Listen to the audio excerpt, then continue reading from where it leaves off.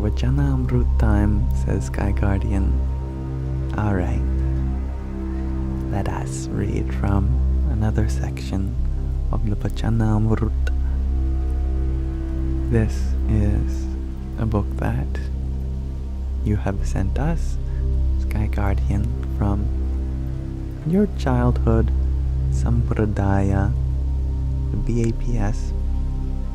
It revolves around teachings of a great being known as Swaminarayan. Here we are reading Gadhadā 132. A nest and a stake. On the morning of Posh Vadhi III, Samvat 1876, or the 3rd of January 1820, Sri Ji Maharaj was sitting on a large decorated cot on the veranda outside the west-facing rooms of Dada Khachar's Darbar in Gadhadā. Gregorji's favorite sentence. Isn't it so? He was wearing a white case and had tied a white pug around his head. He had also covered himself with a white cotton cloth. Sandalwood paste had been applied to his forehead. He was wearing a garland of white flowers, and tassels of white flowers were dangling from his pug. At that time, while some munis were singing devotional songs, other munis, as well as devotees from various places, had gathered before him in an assembly. Sri Ji Maharaj then said, "Please listen, I have a question to ask." Thereupon the munis and devotees said, "Maharaj, please ask." After thinking for quite some time, Sri Ji Maharaj said, "In this world, a materialistic individual who is attached to the Vishayas, the experiences of the senses, cannot survive without indulging in them. Moreover, just as that person whom is without belief indulges in Vishayas, similarly, one who has devotion for that source of existence, a devotee of God, also indulges in Vishayas, experiences of the senses. However, the two are different. In what way? Well, the materialistic person who is attached to Vishayas enjoys only worldly Vishayas, whereas for one with devotion of that source, listening to discourses only about that source is the only Vishaya for their ears. Touching the holy feet of a form of that divinity, or touching the holy dust from the feet of a sant, a saintly being, is the only Vishaya for their skin. Doing darshan, sight, of that source or a saintly being is the only Vishaya for their eyes. Taking Prasad, that is, food offered with reverence to the source, and singing their praises are the only Vishayas for their tongue. And smelling the flowers and other objects which have been offered to that source, God, is the only Vishay for their nose. In this manner, there is a difference between the Vishayas, the experiences of the senses, that someone without devotion indulges in, and those with devotion indulge in. Cat, you share, you love prasadam. I'm happy to hear that. It is very interesting. I may pause to share a relevant experience from my own life. I remember hiking up a mountain one time, and all I carried with me for a snack was an orange. And just before I decided to peel it, I instead held my hand up and said, "Oh Lord, O universe, I first offer this orange to you. In fact, although I intend on eating what remains, if you were to make this orange disappear, I would be even more satisfied, knowing that I have rendered service unto you." And after a few minutes of meditation, then I opened the orange peel, and I had one slice of the orange, and it was sweeter than any orange I've ever tasted. Now, I've had one orange from the same batch earlier that day and later, but only the orange that I offered first as prasad became extra sweet on my tongue. Furthermore, just as one with devotion cannot stay without indulging in the Vishayas, even eternally liberated muktas, such as Narada and the Sanakadik, cannot stay without indulging in them. We have to use our senses for experiences. Although they remain in samadhi, a kind of meditative absorption, for long periods of time, after emerging from samadhi, they also indulge in Vishayas in the form of discourses, talks, devotional songs, etc., related to that source, God. For example, birds leave their nests to gather food, but after gathering their food, they always return to their respective nests at night to rest. Never do they forget their own nests and return to another bird's nest. Similarly, after feeding on discourses, talks, devotional songs, etc., related to that source, devotees also return to their own nest in the form of God to rest. Again, animals, birds, and, in fact, all creatures return to their respective homes to rest after feeding. People also travel far and wide for their work, but only when they return to their own home do they rest peacefully.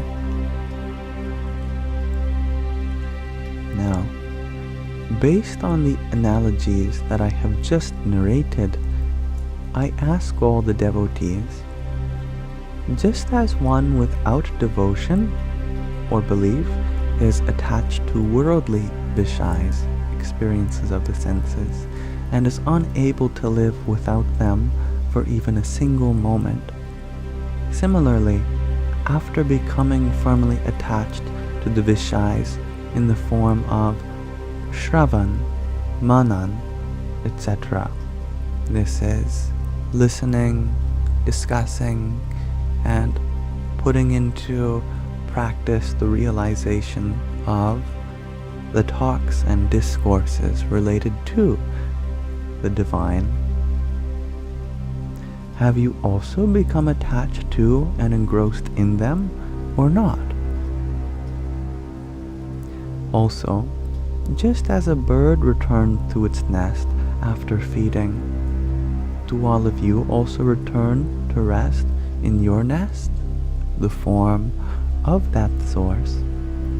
After feeding, on feed in the form of discourses, devotional songs, etc. related to God? Or do you rest elsewhere? I agree, Greg RG. Nest rest is the best.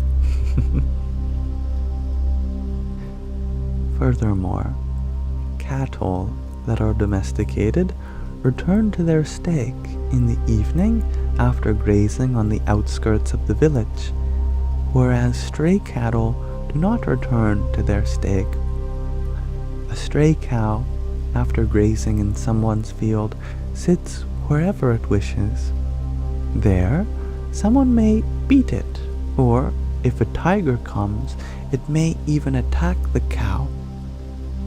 Now, do you return to your stake like the domesticated cattle, or like the stray cattle? Do you sit down to rest anywhere after grazing in someone else's field? Let the seniors amongst you answer these questions after due deliberation.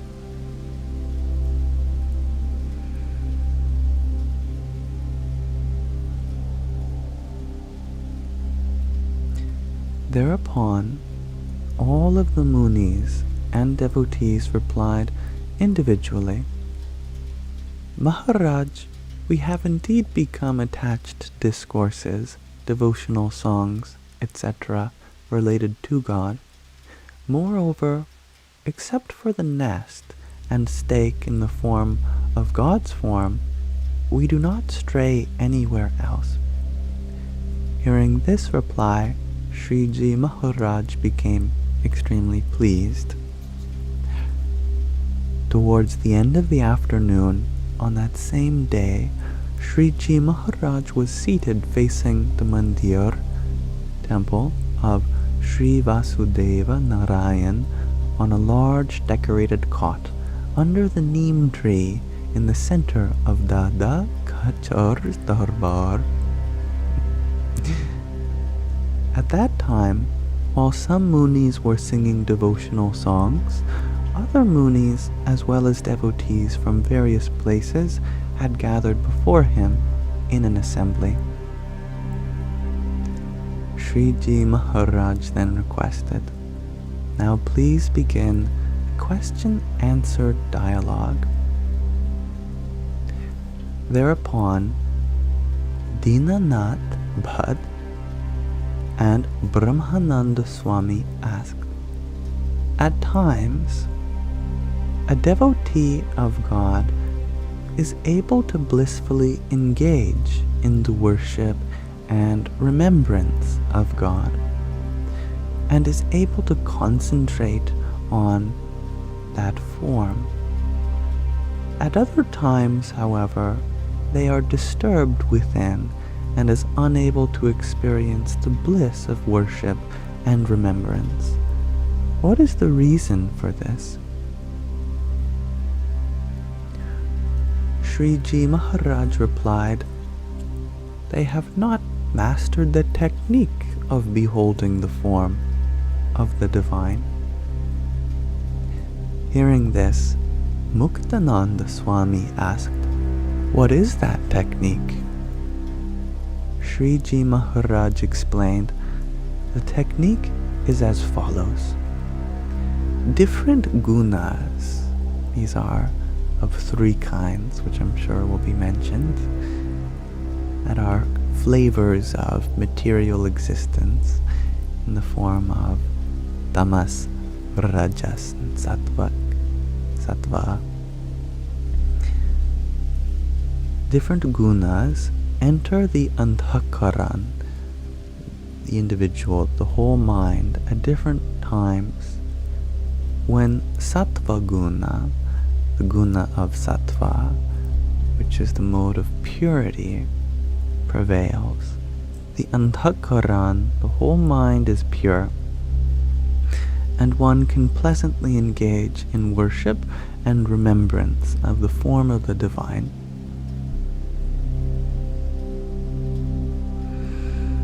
When Rajogun prevails, this is the guna of rajas, of passion, the Antahkaran becomes polluted and many disturbing thoughts arise, making it difficult to engage in worship and remembrance.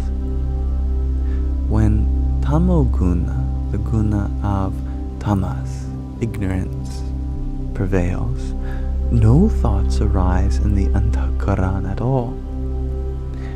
Therefore, a person engaged in worship should learn to recognize the prevailing guna. That is your mind in the mode of ignorance, passion, or purity right now? And should meditate on the form of the divine whenever sattva gun prevails, the mode of purity.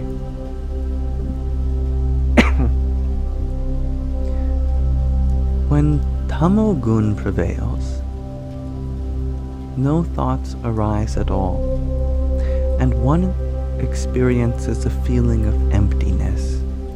One should not attempt bless me. One should not attempt to meditate on God in such conditions. When Rajogun prevails, thank you, many disturbing thoughts arise when we are overthinking, perhaps. Therefore, one should not attempt to meditate on God at that time either. How interesting is that? If you are having trouble generating any thoughts at all, or you are overthinking, then let yourself go. Don't hold yourself to such a burden of trying to meditate when sattva gun isn't present. On such occasions, one should think, I am distinct from these thoughts. In fact, I am the knower of these thoughts. Furthermore, Purushottam Bhagavan, God, is forever present within me as Antaryami. Only when the force of Rajogun subsides should one meditate on the form of God. However, one should not become dejected on noticing the many thoughts which arise when Rajogun prevails. After all, the Antahkaran, the whole mind, is like a small child, or a monkey, or a dog, or like a person who plays with a child.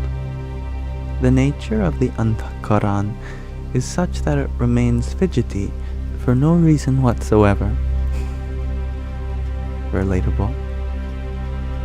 Therefore, one who wishes to meditate on divinity should not become disheartened on seeing the disturbing thoughts that arise in the Antahkaran. Moreover, the thoughts arising in the Antahkaran should not be accepted as being a part of oneself. Instead, the Antahkaran should be regarded as being distinct from oneself. You are not the mind. Thus, one should believe one's Atma, their soul, their true self, consciousness, to be distinct and engage in the worship of God. Okay, that was a bit of a longer one. It almost felt like two of them when suddenly a different scene was laid out, where Shriji Maharaj was now sitting someplace else. But that was the end of, let me read it again, Gadhadā 1:33.